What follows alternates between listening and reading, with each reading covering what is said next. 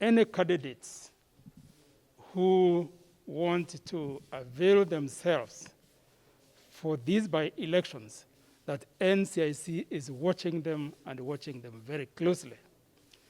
They misbehave and will ensure that there will be consequences. Message to their fans, especially young people, that they too, if they allow themselves to be used by politicians to cause chaos, to bring about violence, we are also watching them and will go after them, that they too will not escape.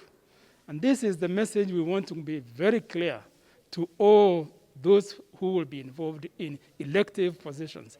From now on, it's not business as usual. What we expect from the leaders is preaching of peace and uniting people.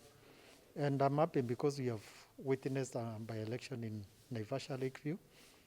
We didn't have any issues that we can really talk about.